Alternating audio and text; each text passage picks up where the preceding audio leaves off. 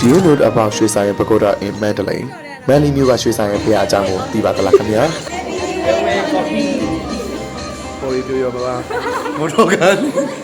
ဒီကနေ့တော့ကိုရုံကတငယ်ချင်းနေတဲ့အတူတူရွှေဆိုင်ရဖျားကိုတွားခဲ့ရလေးကိုရိုက်ထားတဲ့ blog ကလေးပဲဖြစ်ပါတယ်ခင်ဗျာမန္တလေးမြို့ရဲ့အရှိတောင်ဘက်14မိုင်အကွာကရွှေဆိုင်ရဖျားကိုတွားတဲ့လမ်းမှာပဲကိုရုံတို့အားလုံးကအာမန်တေလဖေးဆိုင်မှာမနက်စာဝင်ရောက်စားသုံးခဲ့ပါတယ်ခင်ဗျာဒီအာမန်တေလဖေးဆိုင်မှာတော့စမူစာနဲ့အကြော်ကတကယ်ကိုအရသာရှိပြီးတော့စားလို့လည်းအတော်ကောင်းပါတယ်ခင်ဗျာပြီးရတဲ့ကိုရုံတို့ကရွှေဆိုင်ရဖျားကိုဆက်လက်ထွက်ခွာခဲ့ကြပါတယ်ခင်ဗျာရွှေဆိုင်ရဖျားကိုတော့ပကံပြည့်ရှင်အနော်ရထားမင်းကြီးရဲ့မိဖုရားတစ်ပါးဖြစ်တဲ့အရှင်မစောမွန်လာကနေပြီးတော့မှတီထားကိုပဲထားခဲ့တာဖြစ်ပါတယ်ခင်ဗျာထူးခြားချက်များစွာရှိတဲ့အပြင်ရှေးအောင်တမိုင်းဝင်ဖျားလည်းဖြစ်တာကြောင့်မို့မန္တလေးကမြို့ကန်တွေကတော့ဒီရွှေဆိုင်ရဖျားမှာလာရောက်ပွဲထိုးပြီးတော့အတိတ်ထန်လေးလည်းရှိကြပါတယ်ခင်ဗျာ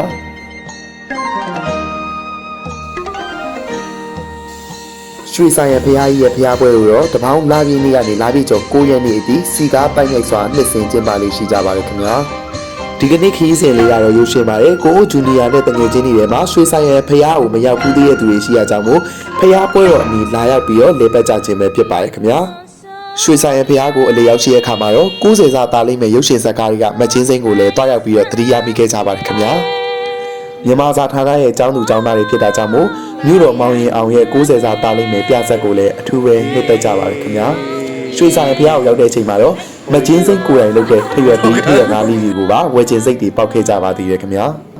ရွှေဆိုင်ရဖျားပွဲနီးကပ်လာတဲ့အခါမှာတော့တောတယ်လေးတွေလာအောင်ရောင်းချကြပါတယ်ခင်ဗျာအမျက်လူချင်းလို့လာရောက်ရောင်းချတာမဟုတ်ပဲနဲ့အမတော်ကိုဥတိုက်တဲ့သဘောနဲ့လည်းလာရောက်ရောင်းချတဲ့ဈေးတွေလည်းရှိပါတယ်ခင်ဗျာ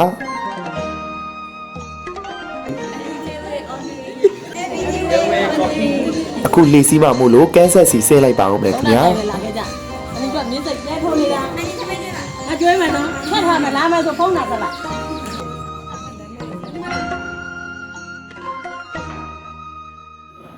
လီစီးမယ်ဆိုရင်တော့ဖះရဲ့အောက်ခြေမှာရှိရဲ့သဲတောင်ရံကိုတစ်ဖက်ပြန်လဲဆင်းသက်ရမှာဖြစ်ပါတယ်ခင်ဗျာလီကားကတော့မြန်မာငွေ3000ကျပ်ဖြစ်ပါတယ်တယောက်နှုန်းဖြစ်ပါတယ်ခင်ဗျာကိုနို့က17ယောက်ကိုမှ10ယောက်ဈေးပဲပေးခဲ့ရပါတယ်ခင်ဗျာတယောက်ကိုမြန်မာငွေ3000ကျပ်ဖြစ်ပါတယ်ခင်ဗျာလေသမားဦးလေးကြီးကဦးမင်းမင်းလို့ခေါ်ပါတယ်စိတ်ရှိပြီးတော့အတော်လဲသဘောကောင်းပါတယ်ခင်ဗျာရွှေဆိုင်ရဖရားရဲ့ဖရားအမဖြစ်တဲ့အမတော်စောမော်လာဟာဆိုရင်တော့ဖရားရဲ့ဓာတ်ကာမတယောက်တာဖြစ်ပါတယ်ခင်ဗျာတိုင်တန်းရှင်လည်းမဟုတ်တယ်လို့ဂူတန်းရှင်လည်းမဟုတ်တာကိုတော့အများပြည်သူအားလုံးသတိပြုစေချင်ရမှာပဲဖြစ်ပါတယ်ခင်ဗျာတကယ်တော့အမတော်စောမော်လာဟာဆိုရင်တော့မေတ္တာတရားကြီးမားတဲ့ဖရားဓာတ်ကာမကြီးစစ်စစ်သားဖြစ်ပါတယ်ခင်ဗျာစောင်းရသည်ဆိုပေမဲ့လည်းနေခင်းရောက်တဲ့အချိန်မှာအတော်ပူတာမို့လို့ကိုအွန်တော့ပဝါရီခြုံထားရပါတယ်ခင်ဗျာ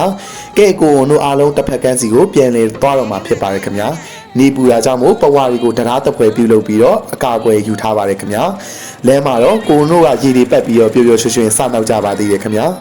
တစ်ဖက်ကန်းကိုရောက်တဲ့အချိန်မှာမနေနိုင်တော့လို့ရေချိုးချေစိတ်လည်းပေါက်လာပါတယ်ဒါပေမဲ့လေသမားဦးလေးကြီးကသူ့ရဲ့ပစိုးတွေကိုငှားပေးရကြောင်းမို့ကိုနို့တွေပျော်ပျော်ရွှင်ရွှင်ပဲရေလဲဆင်းကူခဲ့ကြပါသေးတယ်ခင်ဗျာရေကတော့အေးမြပြီးတော့ကြည်လင်လျက်ရှိပါတယ်ခင်ဗျာရွှေဆိုင်ရန်လို့ဆိုလိုက်ရင်ထရွက်ပတိထွေရငါးတွေကိုမြင်ကြပြီမဲ့ရိုးရအစားအစာဖြစ်တဲ့မုံကောင်းအောင်ကတော့အဓိကအစားအစာပဲဖြစ်ပါတယ်ခင်ဗျာဆန်မုံနဲ့လုပ်တဲ့မုံသားလေးကိုထညက်ရည်ချိုချိုလေးလေးလေးဆန်းထားတဲ့မုံကောင်းအောင်ရဲ့အရသာထူးကဲပြီးတော့ချုံမြိန်လာပါတယ်ခင်ဗျာရေချိုးပြီးသွားပြီဆိုရင်တော့ကိုနို့ကနှောင်းကြဖျားစီကိုဆက်လက်သွားရောက်ဖွံ့ဖြိုးမှာဖြစ်ပါတယ်ခင်ဗျာဖျားထိုင်ကမှစောမလာရဲ့နှောင်းကြခဲ့တဲ့နေရာမှာတီထားတဲ့စေးတီထားတဲ့ဖျားမို့လို့နှောင်းကြဖျားရဲ့လို့အမည်တွင်တာဖြစ်ပါတယ်ခင်ဗျာဒီဖျားမှာတော့ရွှေစေးတီငွေစေးတီလည်းရှိပါတယ်ခင်ဗျာ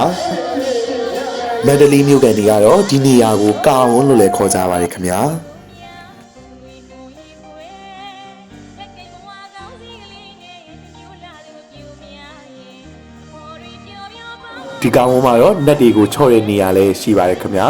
ပြီးတော့အတိတ်ခံအောင်စီဖို့အလို့ငါထိုးထားတဲ့ကြော်ပွဲတွေလည်းများစွာတွေ့ရပါတယ်ခင်ဗျာကောင်ဝန်းပြီးတော့နောက်တနေရာကငကယုံဖျားဖြစ်ပါတယ်လမ်းအခြေအနေကတော့ခင်းထားတဲ့လမ်းပေမဲ့တချို့နေရာတွေမှာတော့ဖုံတွေနေငယ်ရှိနေတော့ဖြစ်ပါတယ်ကဲကိုနို့ကငကယုံဖျားမှာထမင်းစာမှာဖြစ်ပါတယ်ကိုနို့ရွေးချယ်လိုက်တဲ့ဆိုင်လေးကတော့ဂျမ်ဆိုတဲ့စားတောက်ဆိုင်လေးပဲဖြစ်ပါတယ်ခင်ဗျာသမင်းတိုင်းကိုစီပါတာကြောင့်မို့စက်သားတုပ်အရွက်စုံတုပ်လက်ဖက်ထမင်းစားတာတွေပဲမှာခဲ့ကြပါတယ်စက်သားတုပ်ကလေးကတော့1000ကျပ်ပေးရပါတယ်3000နဲ့နွားနို့ပူပူလေးကမလိုက်အပြည့်ပါပြီးတော့ဒီအသီးအနှံအနေနဲ့အရန်ဟင်းတွေကတော့ FOC အလက်ကားချကြွေတာဖြစ်ပါတယ်ခင်ဗျာ တော်တလီစူးပုတ်ရွက်ဟင်းချိုရည်လေးကိုလည်းအလကားချကျွေးခဲ့ပါတယ်။ထမင်းစားလို့လည်းပြင်ခဲ့ပါတယ်ခင်ဗျာ။ကိုုံကလက်ဖက်ရည်သမားဖြစ်တာကြောင့်မို့1500ရဲ့လက်ဖက်ရည်မလိုက်အပြည့်ကကိုုံကိုအရန်ဆွဲဆောင်ခဲ့ပါတယ်ခင်ဗျာ။ရွှေစာရဲ့ငကယုံဖရားရဲ့ထူးခြားချက်ကတော့အမျိုးသားအမျိုးသမီးဒန်းတူဖူးမြော်ခွင့်ရခြင်းပဲဖြစ်ပါတယ်ခင်ဗျာ။ဒီထက်ပိုပြီးတော့ထူးခြားတာကအမျိုးသမီးများကိုယ်တိုင်ရွှေတင်ငန်းကိုကိုယ်တိုင်ဆက်ကပ်လို့ရတာဖြစ်ပါတယ်။ကိုုံရဲ့တငယ်ချင်းတွေကမိန်းကလေးတယောက်ကတော့ရွှေတင်ငန်းကတ်ခဲ့ပါတယ်ခင်ဗျာ။